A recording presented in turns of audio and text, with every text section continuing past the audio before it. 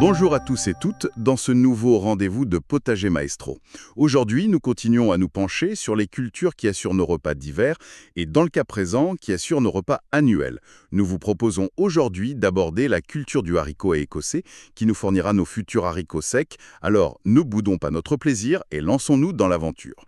C'est vrai que c'est une culture formidable pour l'autonomie et puis pour retrouver des saveurs qu'on a un peu oubliées, non? Ah, mais tout à fait. C'est vraiment gratifiant. Et bon, cette aventure, elle commence par le b.a.-ba, la préparation du sol. Et si on peut lui donner un petit coup de pouce avec du bon compost ou alors un fumier bien décomposé, mais à l'automne d'avant, c'est encore mieux.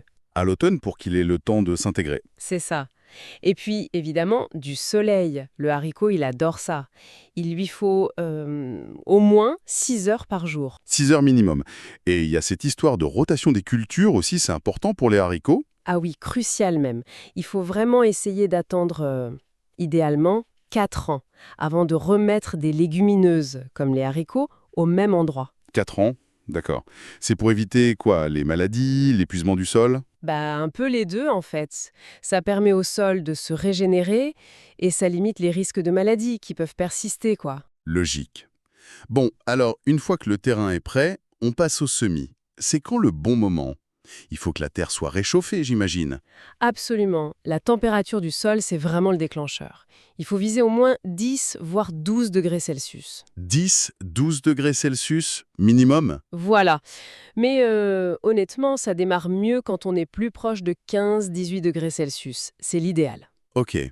Et ça donne une fenêtre de semis qui va de quand à quand à peu près? Alors ça dépend beaucoup des régions, mais disons globalement de mi-avril jusqu'à mi-juillet. Faut pas trop traîner après la mi-juillet par contre. Pourquoi ça?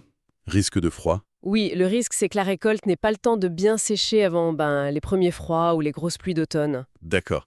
Et pour semer concrètement, on fait comment? En petits groupes? En poquets? C'est ça? On met 3 à 4 graines par trou, pas trop profond, 2-3 cm ça suffit. Et on espacé. Pour les variétés naines, on espace les poquets d'environ 40 cm. Pour les grimpantes, on sème le long du support qu'on aura prévu. Et l'autre méthode, c'est en ligne. Là, c'est une graine tous les 8 à 10 cm, dans un petit sillon de 2-3 cm de profondeur aussi. Et là, il faut laisser plus d'espace entre les rangs, 60 cm pour les naines, et même 75 cm pour les grimpantes. Elles ont besoin d'air. Il y a une astuce pour aider la germination. Oui, un petit truc simple, on peut faire tremper les graines une nuit dans de l'eau tiède avant de semer. Ça peut réveiller un peu la graine, disons. Bon à savoir.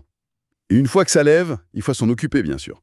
Le tutorage pour les grimpantes, c'est indispensable, hein. Ah oui, alors là, pour les grimpantes, c'est non négociable. Et il faut un tutorage solide qui tienne bien parce que ça peut monter à plus de 2 mètres et peser lourd avec les gousses. 2 mètres. Oui, oui. Et surtout, il faut l'installer avant de semer ou en même temps. Jamais après, on risquerait de blesser les jeunes racines. Très important ce détail. Et ensuite, au niveau du sol, binage, butage. Ben oui, un petit coup de binette de temps en temps, ça aère la terre, ça limite les mauvaises herbes, c'est toujours bien. Et quand les plants font, disons, 10-15 cm, on peut ramener un peu de terre au pied, ça s'appelle buter. Ça les aide à être plus stables. D'accord. Et le paillage, c'est recommandé? Ah oui, fortement. Dès que les plants ont atteint 15 cm, hop, on paille. Ça garde le sol frais, ça limite l'évaporation, donc moins d'arrosage, moins de mauvaises herbes, et en plus, ça nourrit le sol en se décomposant. Que du bonus. Super. Et l'arrosage, justement, un point sensible, comment on gère? Alors, le mot d'ordre, c'est régulier mais modéré. Il faut arroser au pied, surtout pas sur les feuilles, pour éviter les maladies comme la rouille, l'anthracnose. Ah oui, les maladies. Voilà, le sol doit rester frais, mais pas détrempé en permanence. Un goutte à goutte, c'est vraiment l'idéal si on peut. Ok, noté. Parlons un peu variété maintenant. Il y a des incontournables, hein. Le haricot tarbais, par exemple, on en entend souvent parler. Ah, le tarbais, oui, c'est une star. Label rouge, IGP. Il est connu pour sa peau très fine, son fondant. Excellent pour le cassoulet, bien sûr. Évidemment. Mais il n'y a pas que lui. Pensez au flageolet, récolté jeune, tout vert, très fin en bouche, ou alors le haricot de Soissons avec ses grains énormes. Ah oui, très gros. Et puis la Mogette de Vendée, hyper crémeuse, sans oublier les haricots rouges, les noirs. Chacun a vraiment sa particularité, sa texture. C'est un univers fascinant. C'est vrai qu'il y a le choix. Et alors, le grand moment, la récolte, ça se passe quand et comment? Généralement, c'est fin d'été, début d'automne, septembre, octobre, quoi. L'important, c'est avant les grosses gelées. On peut récolter à différents stades, en fait. Comment ça?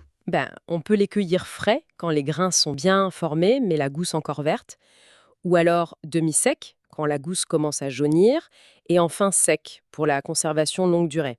Là, les gousses doivent être bien sèches, cassantes et les grains durs. Et pour obtenir ces haricots secs, on laisse tout sécher sur la plante? C'est l'idéal, oui, si le temps le permet. Laisser sécher sur pied, c'est le plus simple. Mais bon, si la pluie menace ou l'humidité s'installe, il vaut mieux arracher les plants entiers et les suspendre la tête en bas dans un endroit sec et aéré. Ou alors, on cueille juste les gousses bien sèches et on finit le séchage sur des clés, par exemple. Le séchage, c'est donc vraiment l'étape clé pour bien les conserver. Exactement. Les grains doivent être vraiment très durs, comme des petits cailloux. Une fois qu'ils sont bien secs, on passe à l'écossage. On ouvre les gousses et on récupère les grains. Et on trie, j'imagine. Oui, c'est le moment de vérifier, d'enlever ceux qui sont abîmés, tachés. Et ensuite, stockage, dans des bocaux en verre, bien hermétiques, à l'abri de la lumière et de l'humidité. Comme ça, on les garde au moins un an, voire plus. Super. Et il y a un petit souci parfois avec un insecte, la bruche. Ah, la bruche du haricot. Oui, c'est un classique malheureusement. Ce petit coléoptère pond dans les grains et les larves se développent à l'intérieur. Pas terrible. Le plus sûr, c'est de passer les grains au congélateur. Une fois qu'ils sont bien secs, hop, 48 heures à moins 18 degrés Celsius. Ça tue les éventuels œufs ou larves. Ah, le coup du congélateur. Radical mais efficace. Très efficace. Après, il y a des astuces de grand-mère, comme mettre une gousse d'ail dans le bocal. Ça aurait un effet répulsif. Bon, c'est peut-être moins garanti que le froid. D'accord. Et juste une petite dernière chose. Au jardin, on peut les associer avec d'autres légumes, les haricots. Ah oui, c'est même très recommandé. L'association la plus célèbre, c'est la milpa, une technique amérindienne. Maïs, haricots grimpants et courges. Le maïs sert de tuteur au haricot qui lui fixe l'azote pour les autres et la courge couvre le sol. Génial cette association. Oui, c'est un bel exemple de compagnonnage. Mais sinon, les haricots s'entendent bien aussi avec les radis, les laitues et certaines aromatiques comme le thym ou la sarriette peuvent même aider à éloigner quelques parasites. Bon, eh bien, cultiver ces haricots secs, c'est tout un programme, mais ça a l'air vraiment satisfaisant finalement. C'est une vraie fierté de produire ses propres légumineuses, de savoir ce qu'on mange, d'avoir ses réserves pour l'hiver. Et puis, gustativement, franchement, ça n'a rien à voir avec une conserve, c'est redécouvrir le vrai goût du haricot. Ça donne envie de s'y mettre. Si vous êtes un habitué de la chaîne, vous savez que dans les notes qui accompagnent ce rendez-vous, vous trouverez un ou des liens essentiels vers un article et des vidéos qui complètent cette émission, et nous vous convions vraiment à y jeter un œil. Encore une fois, les amis de Potager Maestro, nous vous remercions pour votre fidélité. Faut-il encore le répéter, mais vous pourrez retrouver ce podcast sur YouTube, mais aussi sur les plateformes de podcast comme Spotify, Amazon Music, Deezer, Podcast Addict, Apple Podcast et bien d'autres plateformes. N'oubliez pas aussi, si vous le désirez, de vous rendre sur la page Facebook de Potager Maestro. Merci à vous tous auditeurs fidèles, jardiniers passionnés, maraîchers expérimentés pour votre écoute. Et rappelez-vous que de nombreux articles sur le potager vous attendent sur potagermaestro.fr. N'hésitez pas à visiter le site. Merci encore et à très bientôt pour un nouveau rendez-vous Potager Maestro.